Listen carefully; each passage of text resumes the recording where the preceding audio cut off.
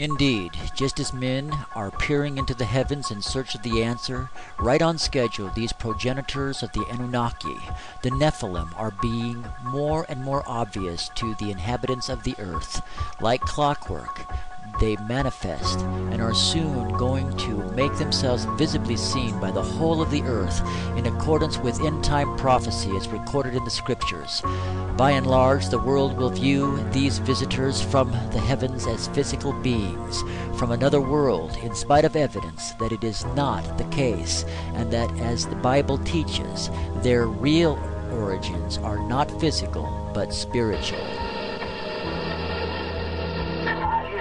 This is Discovery. We still have the alien spacecraft under appearance. Seen and never expected to see footage like that.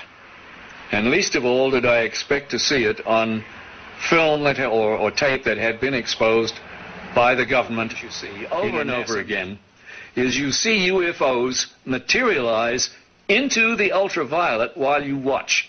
You see them come from out of nowhere to the point where they are returning a response to the camera. You also see them dematerialize while you have them under observation.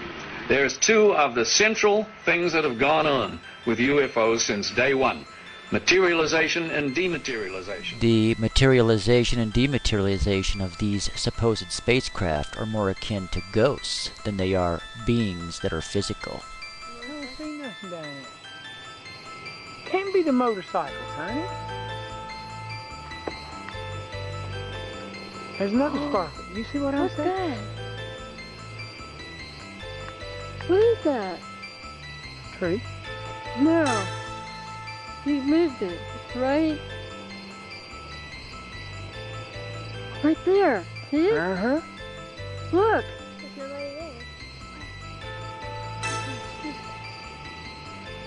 Look. Look at those people. Can't be. There's no Not up in a tree.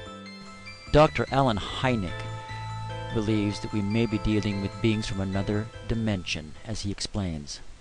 One of the most intriguing aspects of UFO sightings is their apparent isolation in space and time. Sightings are usually made in one place at a time and last for short periods, sometimes appearing out of nowhere and vanishing into nowhere. This is much more suggestive of a parallel reality than, let's say, visits from some faraway planet, in which case we might expect them to stick around for a while.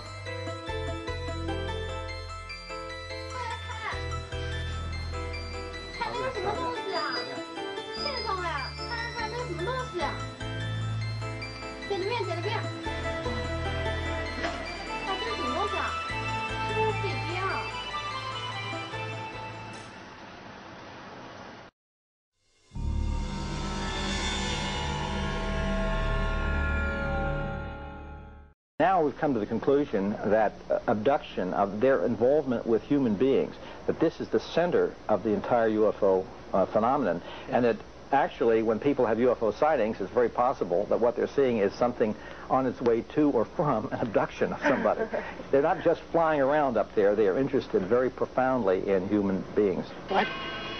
With a ball, no hair, no eyebrows, no eyelashes, and no earlobes, no ear. You know, we could say very large eyes.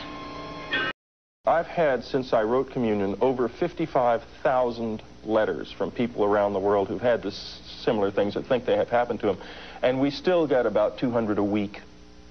Remember, my mother was taken in a Jeep, and that I was there with a UFO. There was a beam of light that came down, and I was beamed onto the ship. In almost every abduction account by aliens, the abductees report enduring physical examinations where both sperm as well as female eggs are taken.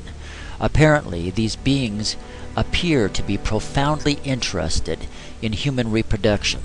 Some abductees even report they saw part human, part alien fetuses in large test tubes or incubator-like devices.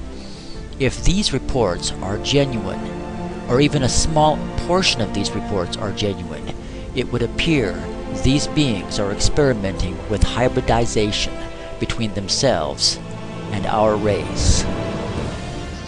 taken, ovaries taken. I mean, there's a variety of experiments or examinations that take place during the course of an abduction.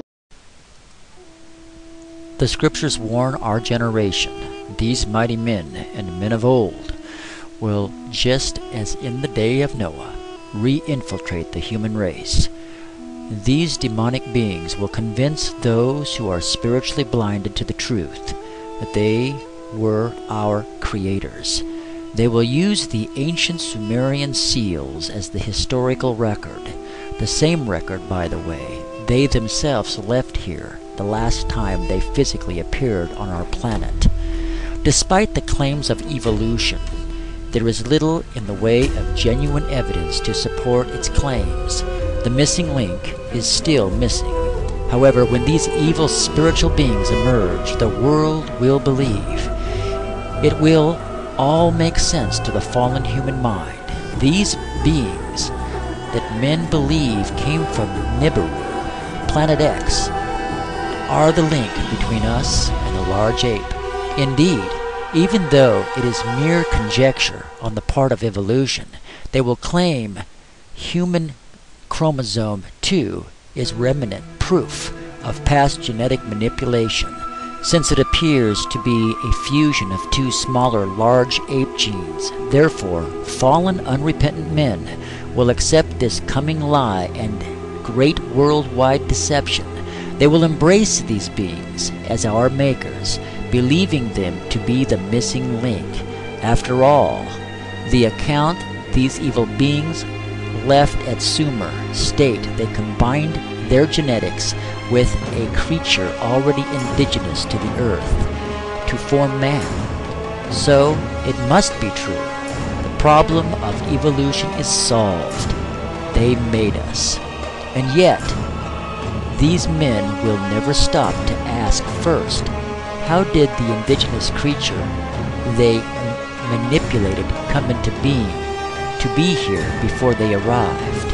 And again, they will also fail to consider the question, if they created us, then who created them? These beings are here now. They have always been here, but they are in need of a body to possess, in a final attempt to corrupt the human genome in the hope they can somehow avoid final judgment. And the body must be able to blend in with the rest of us if they ever hope to infiltrate our ranks and bring upon humanity complete spiritual deception. When they appear, they will present themselves as our friends, allies, and rescuers, here to save us from ourselves, to keep us from utterly destroying one another, and to act as warners, allies about another alien race on its way to conquer our planet. All these deceptions the vast majority of humanity will believe, and they will follow their newfound alien friends in war against the second invaders, not knowing that the invader that is coming is Jesus Christ, God Himself. And it just may be that the presenting of these demonic beings from heaven may be what triggers the rapture and Jesus coming and getting His own.